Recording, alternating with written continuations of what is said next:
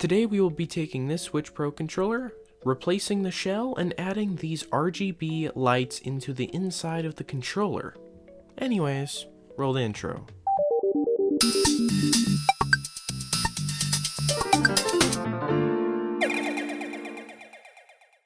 Today we have this Nintendo Switch Pro controller I've had for a very long time. This was owned by my family and was the family's Switch Pro controller, and today we will be replacing the shell on it. It's extremely worn and the thumbstick here is scratched, and you can tell it's gotten shiny over many years of use. As this controller was partially sentimental to me, I decided to use it for this very special project that eXtremeRate has sent over. Here we have a brand new shell that is the Splattering Paint one based off of Splatoon 3. It's a pretty cool design, but we'll get back to that after I get it fully disassembled. Next up we have a RGB light kit. This is pretty neat. It comes with clear buttons depending on the color you choose, some new thumbsticks, and it's pretty awesome and I can't wait to install it. So let's get into the disassembly.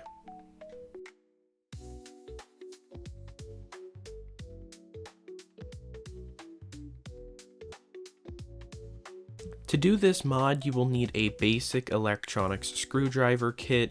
Here I have a screwdriver with a Phillips bit screw, a Y-bit screw, some sort of tweezer, and then some sort of pick tool, which I'll get to later on. So first off, on the Switch Pro controller here at the bottom, on the side of the controller grips, there are these two Phillips bit screws here on the bottom. You're going to need to remove these with a Phillips 00 or just 0-bit. You just sort of unscrew that and it will just come straight off. Make sure not to lose the screw, but it doesn't really matter because you're going to be replacing it later on.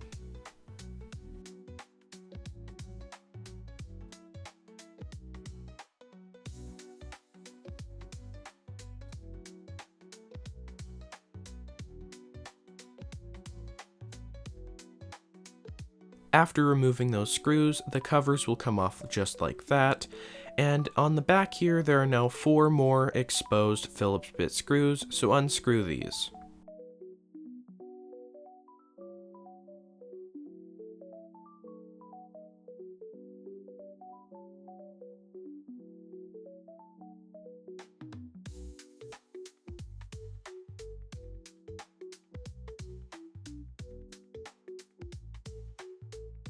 After those are removed successfully, you will need to take your pick tool I was talking about and get underneath here and take off that back shell.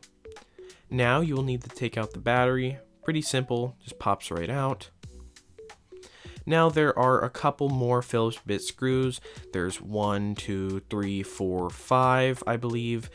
They're all Phillips, and unfortunately my screwdriver can't get them, so actually you will need to use the supplied screwdriver, this little short and thin and long one you will need to use. So make sure to use that and get these 5 screws out of here.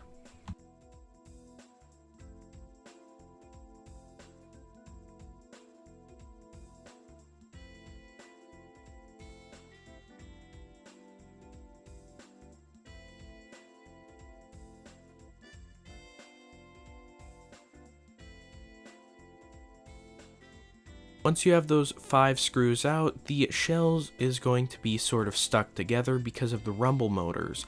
So what you're going to need to do is take the pick tool again and sort of put it into the side here and leverage it, and eventually it will unstick and you'll be able to get the controller open.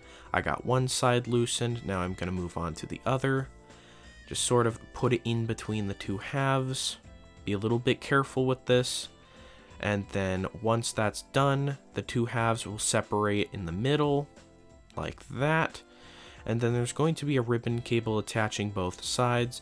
You're going to need to flick that up and pull that ribbon cable out.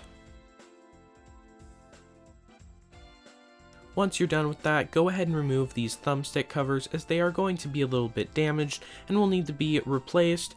Also, take an isopropyl alcohol and a toothbrush and clean the motherboard with it. I went a little too far and removed the screws for this motherboard. You don't need to do that. Just go ahead and clean like the USB-C port and the stuck grime.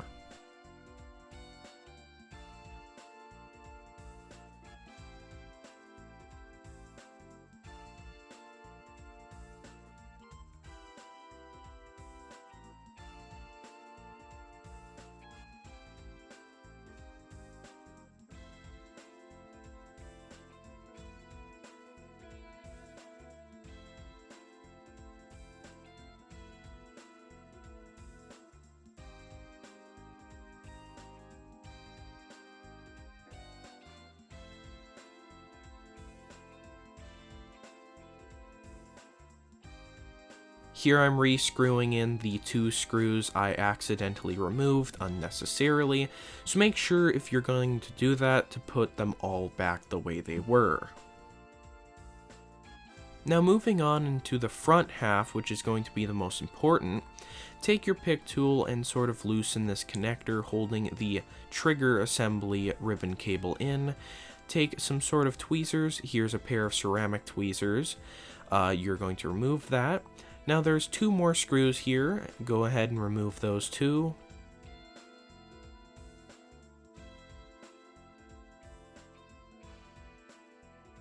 Once you're done with that, the entire assembly should just come off like that, and there's the trigger assembly. The front board we'll get to in a second. So here it is. You're going to need to remove the L and the R buttons, which is pretty simple. You just lift them out as they are just held in position by a plastic post that's built in. However, for these triggers down here, they have this metal rod. You are going to need to take some sort of tool and push up on one side and kind of push it through the middle here. As you see, it kind of loosened out. Grab with some sort of strong tool. Ceramic tweezers was not the best here, but it's what I decided to do because it worked. But you remove that metal rod, sort of like that, and then you can remove the trigger just like that.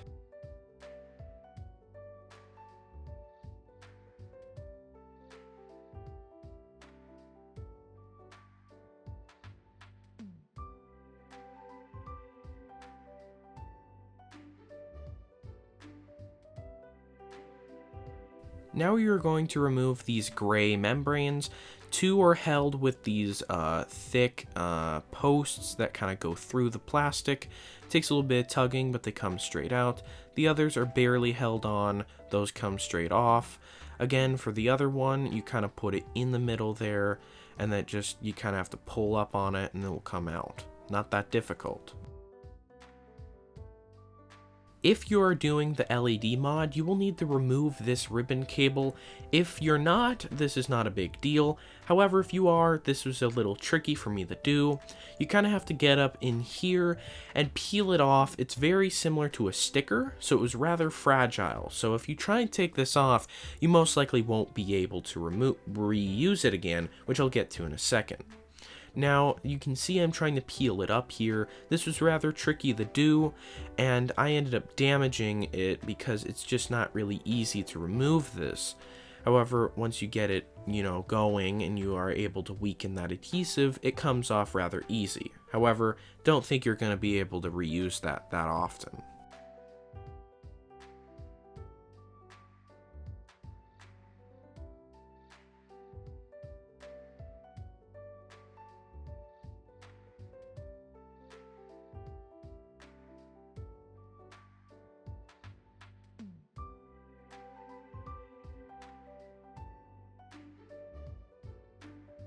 The other side was rather easy to do. However, this side was a rather harder because there's less for me to work on. I have to grab it on the corner here and pull up on the thing like this, and it was just not really fun to do. However, it worked and I was able to remove it. As you can see here, I just pull it out and that just comes straight off. However, I don't really like that, and here we do it again on the other side.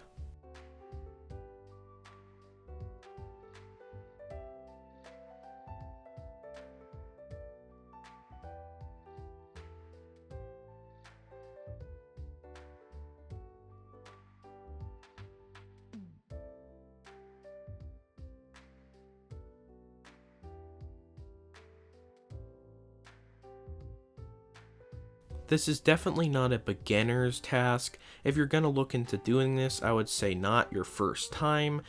However, it wasn't that difficult, I'd say, but it was still pretty tedious. And if you don't like ribbon cables, don't aim for this.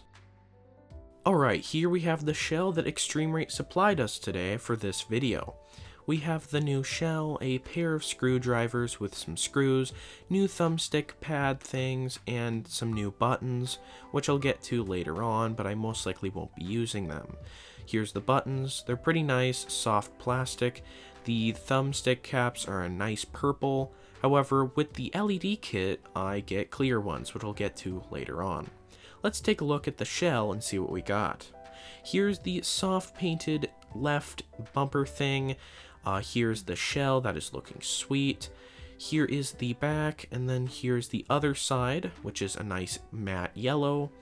Let's put that onto the shell and get a general idea of what we're looking at here. Okay, so on the right there, that looks pretty good.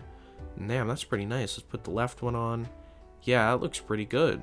I can't wait to see what it looks like when it's finished. Next up, we have the RGB kit with the PCB and ribbon cables, the silicone membranes, the screws, and then we have the manual here, which they always supply, and then all the buttons, which are a nice, transparent, frosty color, and I actually really like how they look.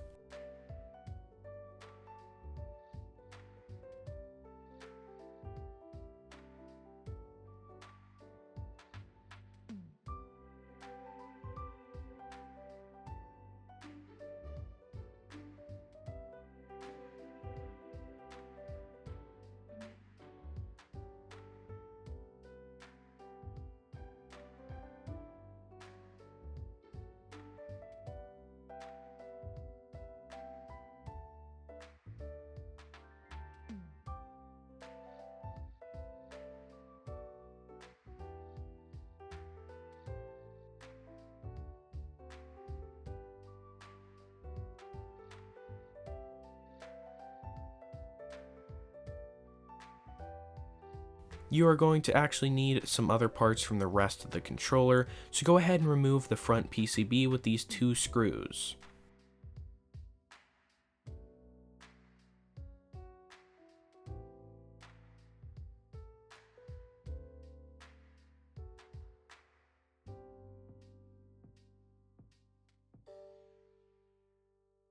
Now looking at the old shell, you are going to maybe need this membrane. We'll get to that in a second. On the rest of the shell here, I think you need these menu buttons, but I don't want to use the originals, so I think I'm going to actually crack open that new button set I said I wasn't going to use earlier. This purple and yellow kit here. Yeah, that's what I'm going to do. So let's open that up and put those buttons in.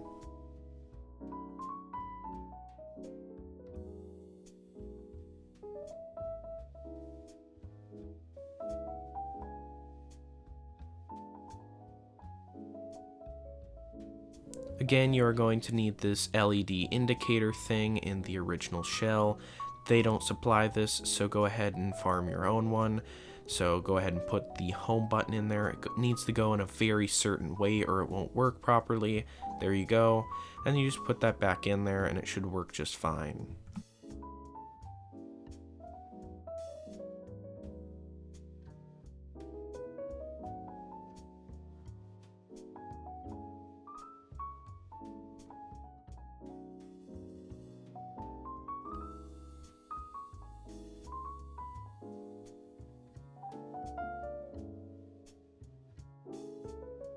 I was going to use the original one, but I ended up finding the new replacement version of it, so go ahead and use that one as they actually do supply it.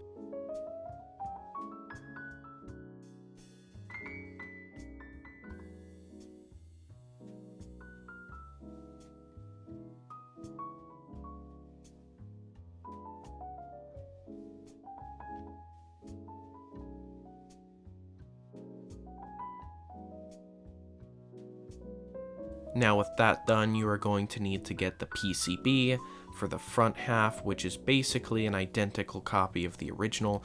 However, it just has RGBs built into it. Make sure not to tear any of the ribbon cables when pulling it out. The rest of the ribbon cables in this bag cover this circular sort of ribbon cable that will go where the thumbsticks are. I'll get to these in a second. You have one for the left side and then one for the right side, which they are labeled for each side. I don't think they're swappable. And then you have the ribbon cable that will connect both sides at the end, which you should just use the new one if you want to. I'll get to that later though.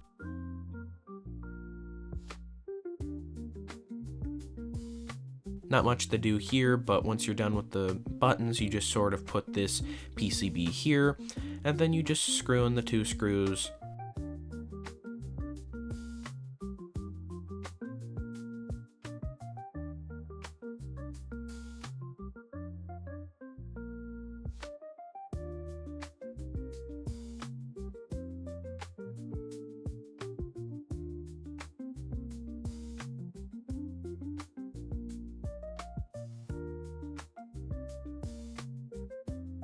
Now you're going to need to take that blank trigger assembly plastic and take this new ribbon cable for the LR buttons. You're going to need to slide it in like this in between the plastic, and it will sit down just perfectly.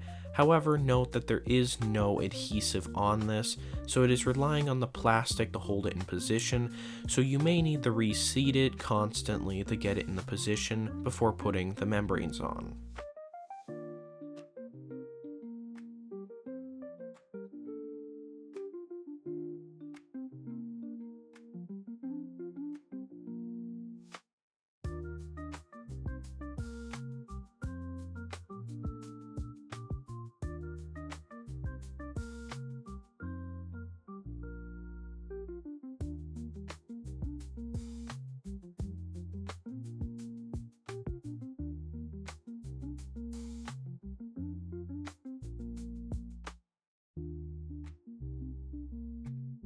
Once it's sat down all the way, you can just take the little rubber membranes with the longer legs and stick them down for the triggers.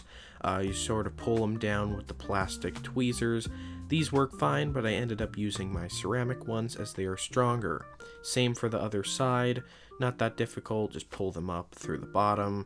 Make sure they're nice and flush because it will hold the ribbon cable in position. However, for the other ones, it's not as easy. They like popping out of position, so make sure to stick them down and ensure that they're in the right position, and once done, you'll know when, essentially.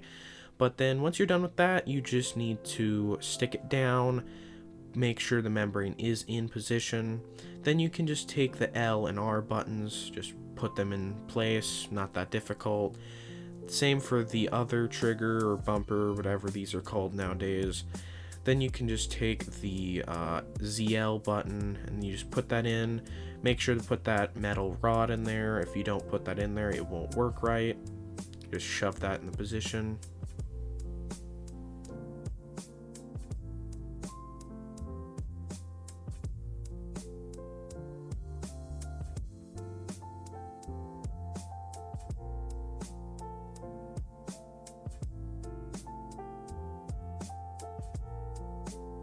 Now you're done with that trigger assembly finally. Now you can just sit it down onto the front shell, screw those 2 screws on.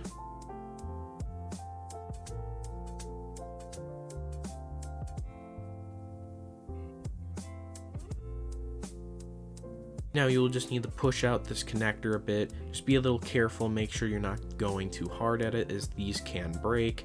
Take the ribbon cable and just put it in the position. You can do it with your finger, it's not that difficult. Take the plastic pick tool and shove it, and then make sure it's nice and secure.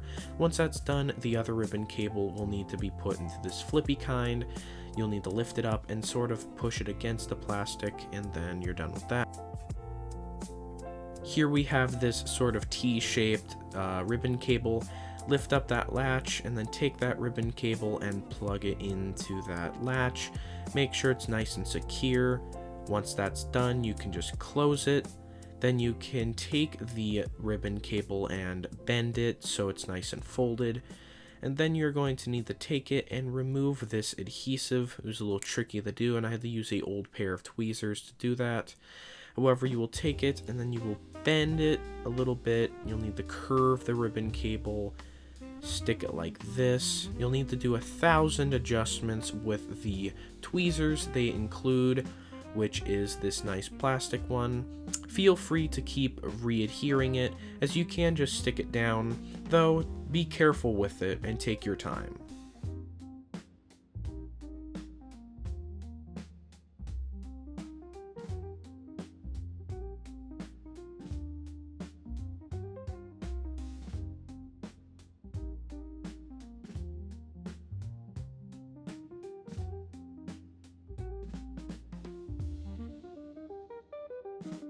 You'll know when it's done when it sort of looks like that and it's nice and even.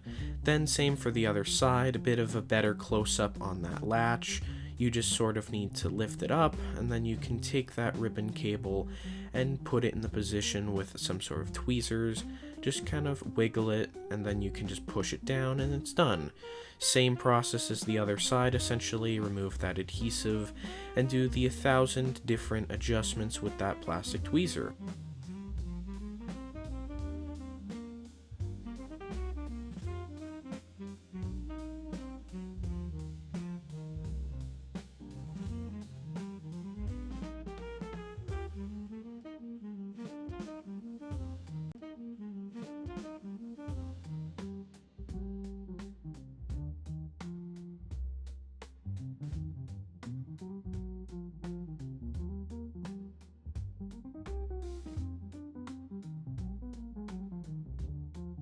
Once that's done, you finally finished the controller. Now you will need to take the back half and put these thumbsticks on. Rather easy, they just kind of go into place. It's not that difficult. Then you are going to take that new ribbon cable. I'm only using the new one because I want to, but you can use the original folded up one that you can sort of see in the top right of the video right now. Then you're going to shove that ribbon cable in there, close it up. This was a little difficult, but you will need to fold this ribbon cable. Make sure it doesn't go where the thumbstick is, as that can be a problem. Bend it again, sort of doing a couple different zigzag sort of fold. Fold it even one more time. Put it into that connector, close it, and then close the controller.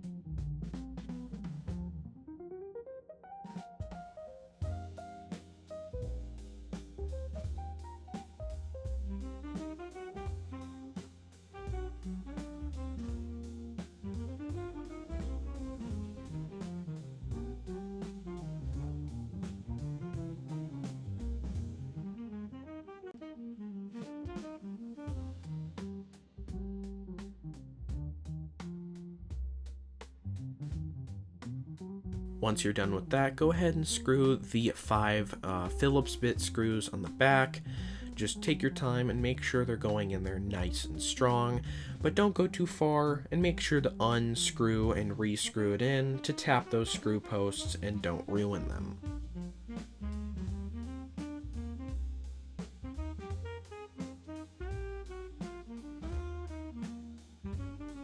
Now you can put your battery in and it will immediately activate the LEDs, and you'll know if it's finished when it kind of looks like that. Go ahead and re-plug in the ribbon cables if it didn't work out for you. Don't be worried about that. Now you can just take the back shell and clip it in the position. Screw in the 4 screws.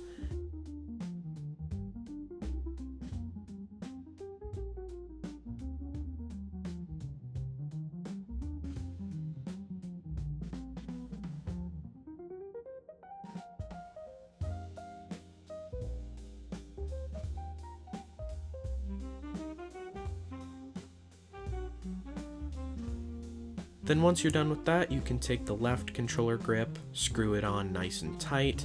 Then you can do it same for the right one, which is just rather simple. You just take it and slide it on, then you just screw it here on the bottom, then you're finished.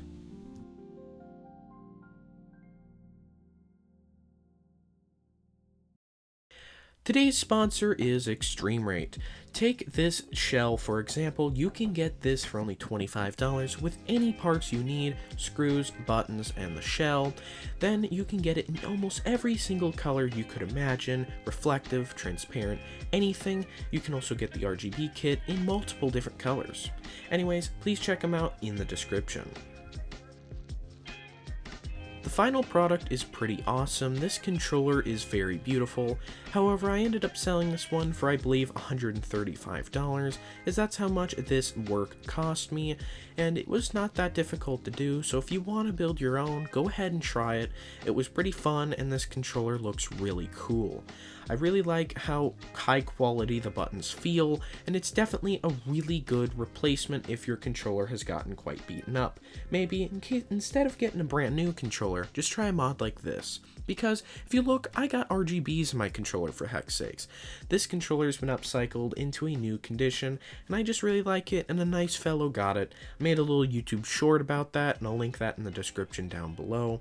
I just really like how this controller looks, and what do you guys think about it? Please comment your thoughts down below. This was one of my first videos in 4K, and this video took me months to edit. Anyways, see you guys next time.